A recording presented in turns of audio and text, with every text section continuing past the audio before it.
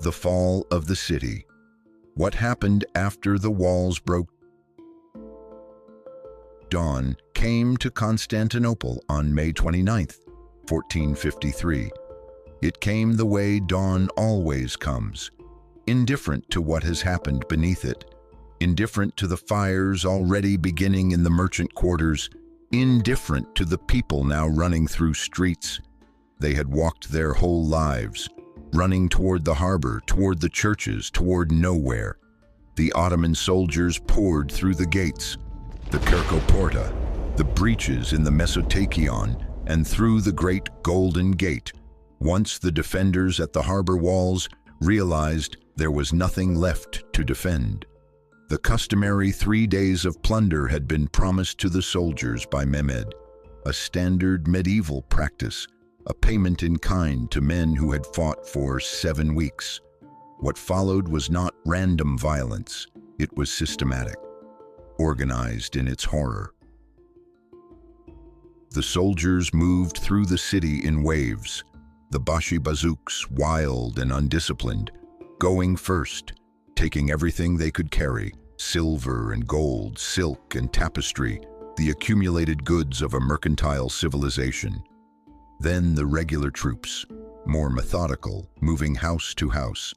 People fled to the churches, the Hagia Sophia above all, that great cathedral, the largest building most of them had ever seen, the building they had prayed in for their entire lives. 10,000 people, some accounts say, perhaps more. The doors were barred, the priests continued the liturgy, people wept and prayed and held their children. The doors of the Hagia Sophia were broken down. The soldiers moved through the nave, the priests, still singing, still holding the liturgy together with shaking voices, were cut down. The gold was stripped from the altar. The icons were torn from the walls. The library, which contained manuscripts copied by hand, manuscripts that existed nowhere else on earth, was used as fuel or simply thrown aside. The people were taken. Those who could be sold as slaves were separated from those who could not. Children were taken from parents. Scholars were roped together with fishermen. Monks were stripped of their habits. The patriarch himself was captured, ransomed by Venetians, and eventually released. But to what? To a city that was no longer his city.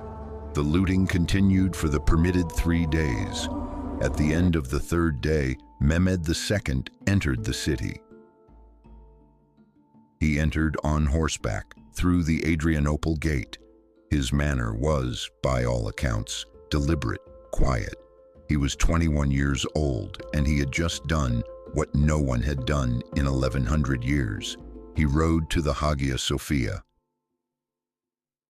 He dismounted at the entrance. He bent down and took a handful of earth and poured it over his head, a gesture of humility before God. Then he walked inside. What he saw was a cathedral that had been stripped, desecrated, soiled. Bodies had been dragged through the nave.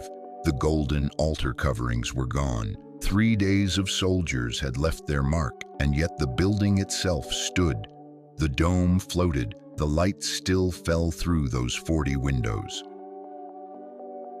Mehmed reportedly stood for a long time in silence, looking up.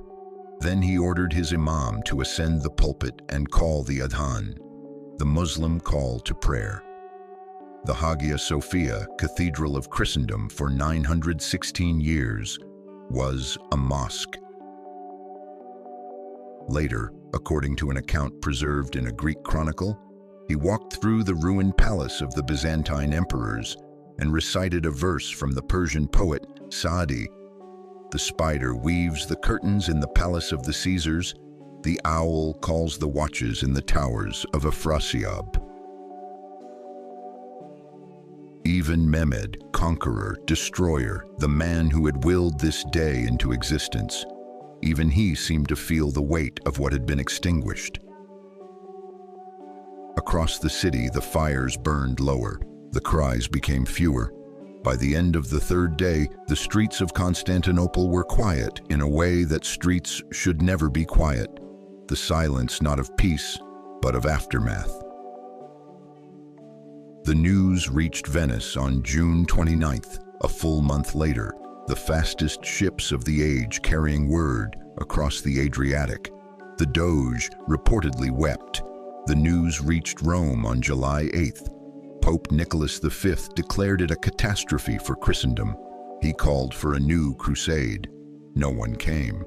The news reached the courts of Europe one by one, and everywhere it landed the same way, with the terrible weight of something that had seemed permanent being revealed as temporary.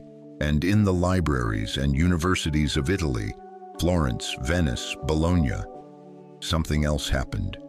The scholars who had fled Constantinople in the decades and years before the siege, carrying manuscripts on their backs, arrived and opened those manuscripts, and European scholars leaned over them and read the words of Plato and Aristotle in the original Greek for the first time in centuries. Out of the ash of one world, another was beginning to breathe. We call it the Renaissance. If you enjoy cinematic history documentaries like this one, subscribe to Scars of Time and join us for the next chapter of humanity's greatest stories.